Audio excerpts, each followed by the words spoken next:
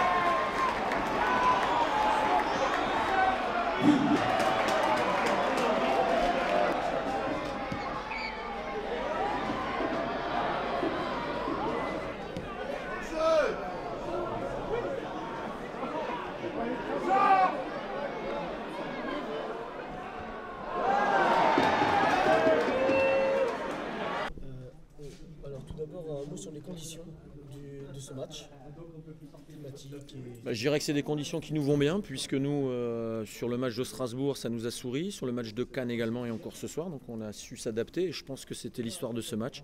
Il fallait s'adapter rapidement à la pelouse, ce que l'on a bien fait avec une très très bonne entame, ce qui a un peu moins bien fait Guingamp, et puis après c'était un combat sur un terrain qui s'est dégradé avec beaucoup de difficultés pour mettre le ballon au sol, donc un ballon qui s'est retrouvé souvent en l'air et à partir de là c'était de nombreux duels aériens. D'accord, là vous avez gagné contre Guingamp, c'est très bénéfique pour vous au niveau du championnat? Ouais, c'est important toujours quand il y a une équipe qui a déjà fait une amorce d'échappée et que vous allez chez elle, il ne faut absolument pas qu'elle vous distance et on a fait mieux que ça puisqu'on a repris des points sur cette équipe. Donc maintenant c'est un très très bon truc.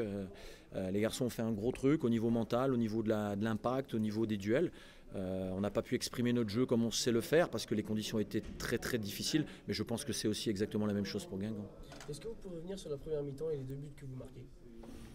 On fait une très bonne entame au niveau du positionnement, au niveau des échanges, et puis on se crée 2 situations et on est très très efficace. Le premier, c'est une superbe frappe décroisée, comme il en a l'habitude Clément, parce qu'il a vraiment une très très belle frappe du pied gauche. Et puis le deuxième, c'est un raid, je dirais, pas en solitaire, mais quelqu'un qui, sur un beau mouvement collectif, une passe dans la profondeur et une belle frappe décroisée. Toujours très difficile pour les gardiens de saisir le ballon. Donc c'est ce qui s'est produit pour nous. Après c'est vrai qu'on a beaucoup reculé en deuxième mi-temps, mais on voulait défendre l'acquis. Et c'est dommage qu'il y ait cette petite erreur de main involontaire de Rafik dans la surface sur le pénalty. On aurait bien aimé vraiment avoir un score net et précis, mais si on nous avait dit qu'on prendrait 3 points ici, quel que soit le résultat, on aurait signé tout de suite. D'accord, je vous remercie. Déjà, on va revenir sur la première mi-temps. Vous êtes mené 2-0, c'était très dur dans cette première mi-temps. Ouais, c'est sûr qu'on a mal commencé le match, on a pris un but au bout d'1 minute, je crois. Sur un but qui vient de côté, on ne le voit pas arriver. Je pense qu'il y a eu que plusieurs petites erreurs de fait. Après, c'est sûr que sur un terrain comme ça, mener 1-0 pour eux au bout d'1 minute, c'est un gros avantage. Et puis on en prend un deuxième encore derrière. Et puis là, je pense que là, c'était vraiment mission impossible. Pourtant, on a l'impression que vous avez eu la possession du ballon pendant la quasi-totalité du match. Les occasions sont venues au fur et à mesure du match. En fait, au début, vous aviez le ballon, c'était un peu stérile. Mais qu'est-ce qui a fait que vous arrivez petit à petit à avoir des occasions dans ce match? Non, mais dans ces matchs, en fait, vaut mieux ne pas avoir la possession et d'attendre l'adversaire. Parce que de toute façon, avoir la possession sur un terrain comme ça sert à rien. Avoir la possession, vaut mieux l'avoir sur un terrain en herbe. Là, ils ont joué comme il fallait, je pense. Ouais, justement, comment il faut jouer sur ce type de terrain? Est-ce qu'il faut jouer en l'air, au sol? Comment... C'est un peu, je disais ça tout à l'heure à un pote, je lui disais c'est un peu comme du beach soccer, hein. J'ai l'impression que c'est du sable, donc faut lever le ballon, on a essayé de faire des passes au sol, ça freinait, ça glissait. Non, fallait jouer comme ils ont joué. Dès qu'ils récupéraient le ballon, ils cherchaient à faire 1 ou 2 passes pour mettre à l'aise celui qui allait jouer long, et après le mec il jouait long, quoi. Après, des fois ça passe, des fois ça passe pas, mais sur un terrain comme ça, il n'y a pas le choix. Ouais, maintenant, ça fait 2 défaites consécutives avec la Coupe de France. Est-ce qu'il y a un peu d'inquiétude dans le groupe? Qu'est-ce que vous vous dites, vous, personnellement? Non, il n'y a pas d'inquiétude, hein. On n'allait pas faire une saison sans perdre un match. Donc maintenant, il faut se remettre en question. On va essayer de faire un coup mercredi. Et puis après, les vacances, elles seront bienvenues, hein. Okay. Très bien, je te remercie.